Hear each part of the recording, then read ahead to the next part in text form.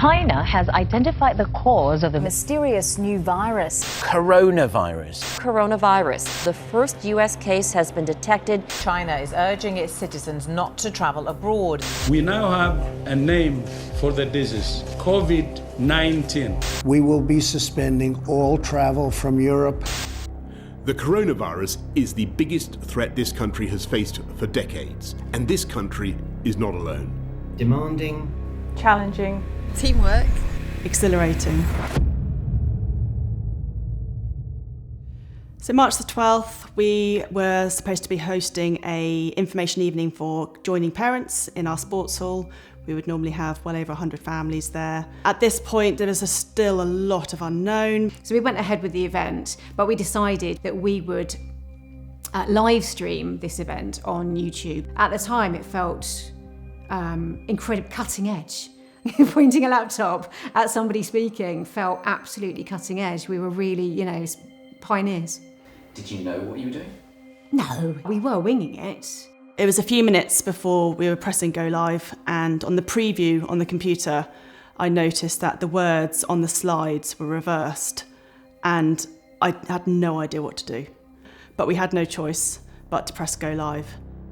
There now follows a ministerial broadcast from the Prime Minister.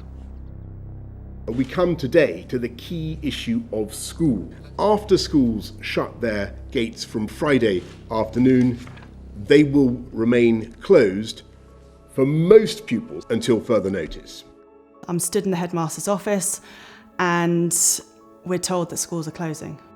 We heard cheers up on the classroom above us, and within 10 minutes there were pupils crying because it was just such an unusual situation. We didn't know what the next few weeks were going to look like, and we thought it was only going to be a few weeks. At the beginning of the pandemic, I felt anxious.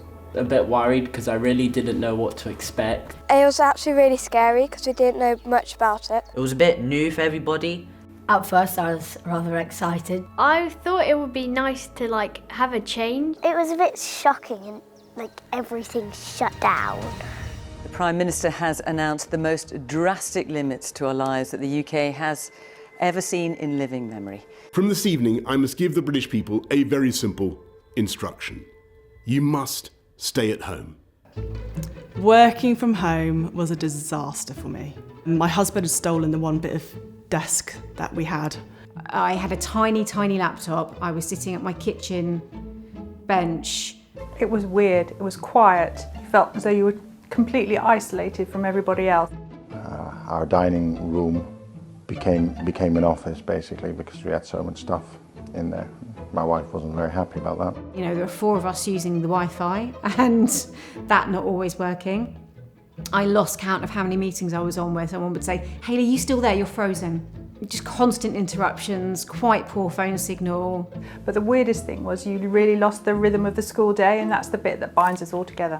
As it went on, I started to relax more, and I thought this was a new normal. So I'd been on 1 or 2 open mornings of other schools, and we knew that we wanted to do it a bit differently to that. And my knee's going now, just thinking about it. My knee was literally shaking under the desk. My hands were shaking on the mouse. Thinking back to that first one it's so palpable, that sensation of just high panic.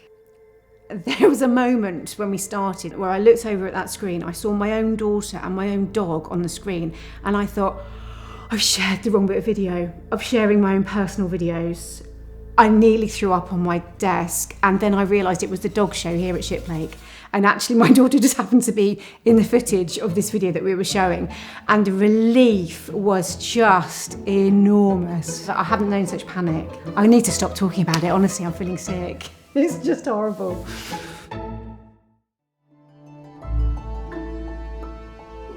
The remote learning kind of shone a light on the fact that the outward-facing presence of the website and everything like that, it'd become the most important thing.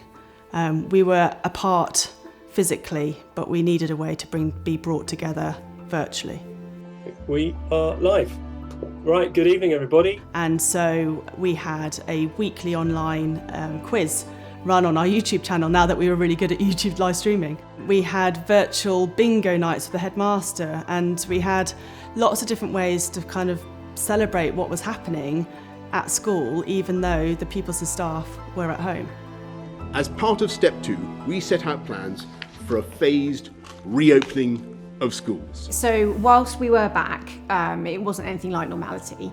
It was joyful and frustrating both at the same time. Kat and the rest of the team worked so hard on this incredible end of year event, and it was such a moment of celebration.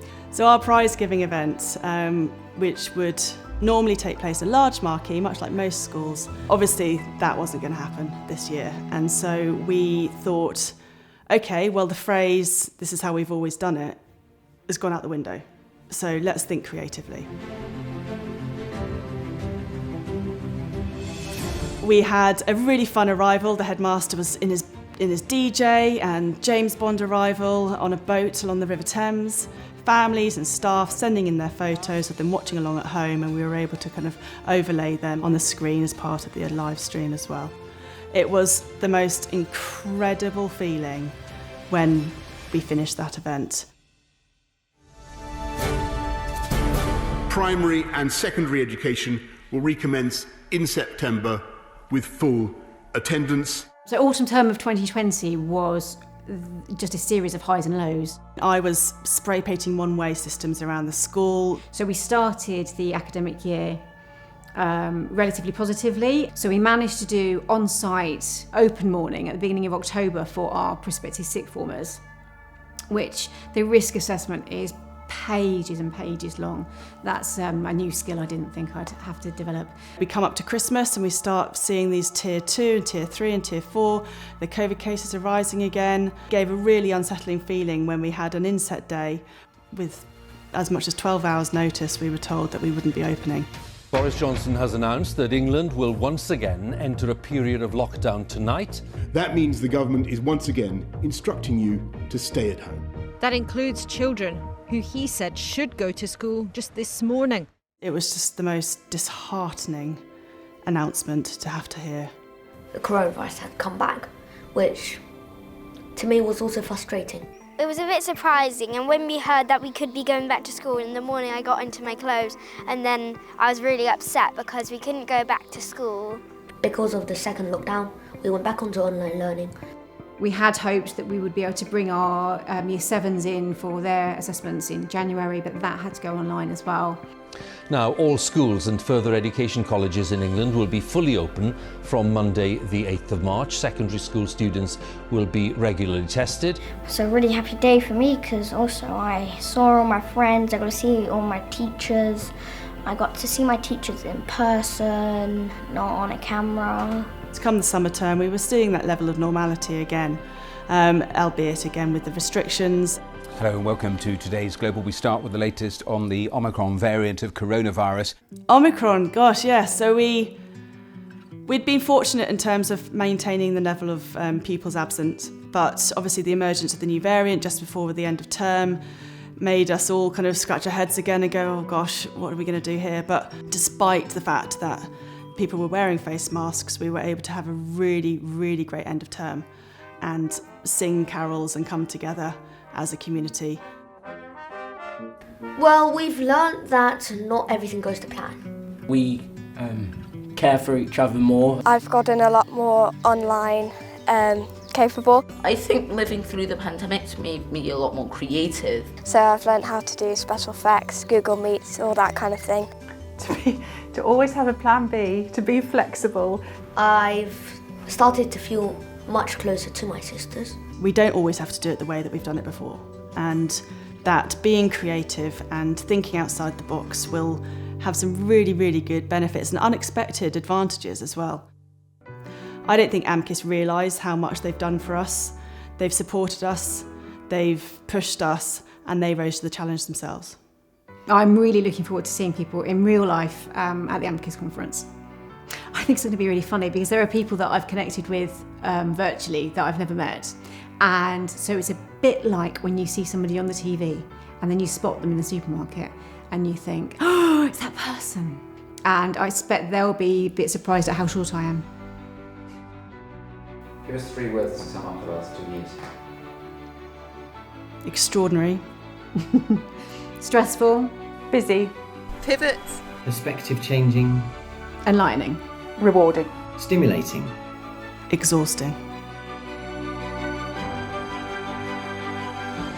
What I've learnt, and I think everybody else has learnt, to be more resilient as well as just keep going, step by step. Don't look at a very big goal and you think, oh no, I can't do it.